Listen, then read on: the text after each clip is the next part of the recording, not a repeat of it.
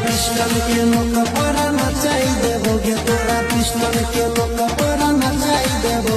रंगदारी की होई छै देखाई देबोगे, रंगदारी की होई छै देखाई देबोगे, रंगदारी की होई छै देखाई देबो। कृति रिकॉर्डिंग स्टूडियो मिठाई चौक मधेपुरा।